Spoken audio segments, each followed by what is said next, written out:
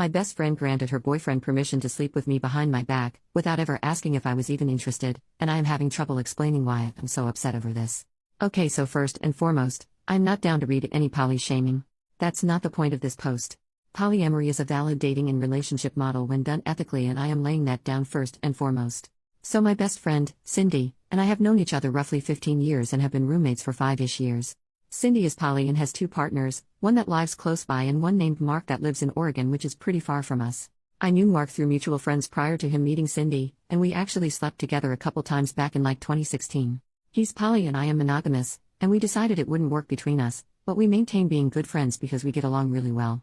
I introduced those two in 2017, admittedly under the "he's poly, you're poly" piss poor attempt to matchmake, and they hit it off. In 2019, Mark had to move to Oregon for work, but they have been making it work via long distance and I'm happy for them. So in 2020, I kinda lost my mind. I had to break up with a boyfriend who was in love with someone else. I realized I hated my job. I turned 30 and felt deeply unhappy with where my life was headed. So I decided it was best for me to start living. I quit my job, found a new one that made me happy, and I started to do solo hiking adventures. I mentioned in a group chat that I always wanted to camp in Crater Lake National Park in Oregon, and Mark offered his place for me to stay at and offered to be my hiking buddy. He's into hiking as well. Cindy hates camping, hiking and nature, but was excited for us to have fun and even helped me plan the trip, until 2 weeks ago. Out of nowhere, Cindy was as cold as ice to me. We take turns cooking, and suddenly on her nights to cook she would only make one portion and leave me nothing. She was short in conversation, didn't want to hang out with me in shared areas at all, and just seemed like she was pissed. I asked her if something was wrong, and she straight up ignored me. I went to mutual friends, who said they had no clue that something was wrong. Then yesterday, she invited me to a video chat with her and Mark. They told me they've discussed it, and I have permission to sleep with Mark on this trip. Apparently one of the boundaries in their relationships is neither of us can do anything with either of our partner's friends. Mark mentioned 2 weeks prior that he would be down to sleep with me on this trip if I was down for it, which led to fighting between the two. Mark argued that he already slept with me previously so I shouldn't count, and Cindy was sternly on, "She's my best friend so no." They reached an agreement, and were excited to tell me I blew up at them. So many thoughts are swirling in my head right now and I cannot even verbalize all the reasons why I'm mad. It's like my best friend and her boyfriend, someone I consider to be a good friend too, view me as an object in some ways but somehow worst. Sleeping with Mark wasn't even a concept to me as he is squarely in the best friend's boyfriend and good friend boxes in my mind. I logged off the chat, told Cindy I was too angry to look at her, and have been at a friend's place for the last day. I need advice on how to convey to them when I am so angry, when I am having trouble coming up with a reason besides blind rage. I barely want to go on this trip anymore. Comment from OP. I think where the shock and hurt is coming from is mostly the fact that I have been treated like freaking trash for the past 2 weeks in my own home for an issue that if anyone asked me, I could have ended with a quick, "Yeah, no, that's not going to happen." Mark is a good friend, and while he was a fun intimate partner like 5 years ago, he is squarely my roommate's boyfriend in my mind, and even with this permission, I wouldn't sleep with him. I am mad that Cindy treated me this way. I am frustrated at the apparent brainlessness on both their ends of not just talking to me. I'm annoyed that my intimate potential was discussed in depth by both of them.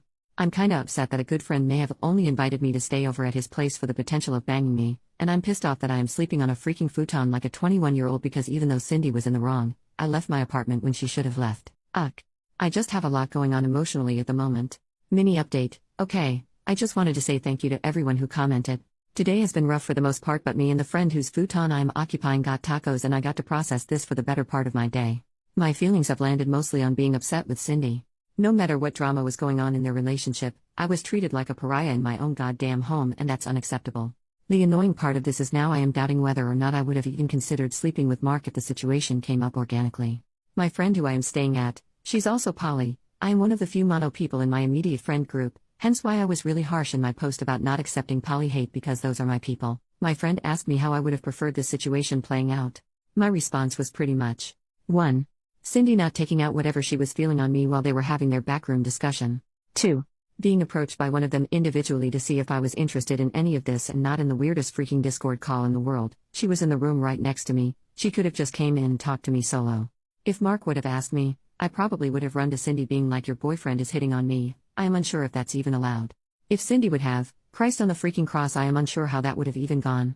Who knows, maybe with permission, and wine, and the breathtaking views of that lake. Seriously, ignore me and Google Crater Lake National Park, it's gorgeous, something would have happened. Nothing sure as hell is going to happen now though.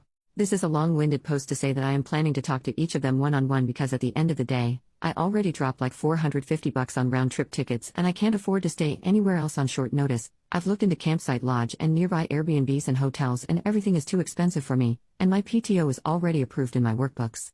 I'm not going to be awkwarded out of my vacation that I have dreamed about. I'm going to talk to them both, and God help them if the first words out of their mouths isn't "I'm sorry." Final update. Hey, everyone.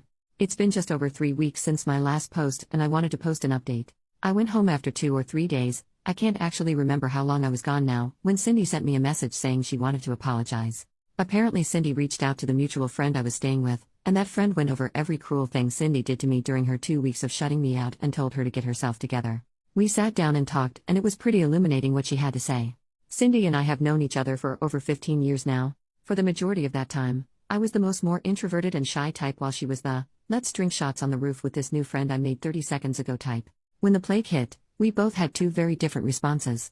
After realizing I was deeply unhappy with all parts of my life, I flipped everything on its head. I found a new job and made a bunch of work friends. I started doing solo adventures. I felt happier than I ever been, and it turns out, happy me is very bubbly and engaging. While I couldn't go out for obvious reasons, I started actually using Discord and engaging more with friends and going on virtual dates.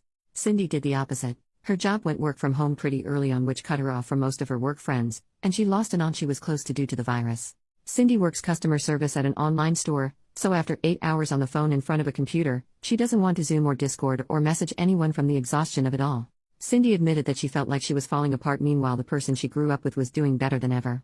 Cindy is not one to express her feelings. She comes from an army what's a feeling family. She decided that best course of action was bury everything in her chest and do nothing about it. Then Mark asked if he could sleep with me, and everything started leaking out.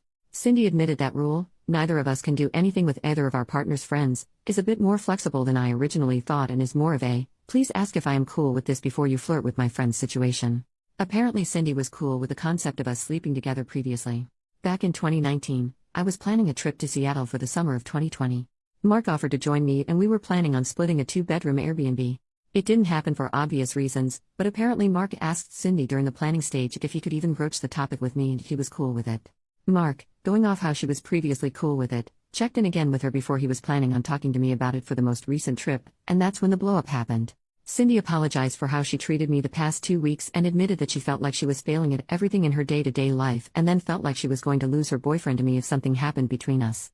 I honestly feel like a crappy friend in some sense, because while I knew her depression was flaring up again, I didn't quite realize how deep she was in it despite living together. I did stand my ground on the fact that while her feelings are valid, the way she treated me wasn't, and that type of behavior cannot happen again.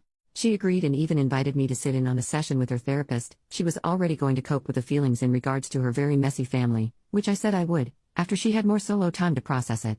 I did end up going on the trip. Mark apologized for blowing up my home with his question, and we had a conversation about how while he is sweet, I really don't see any future where I sleep with him again.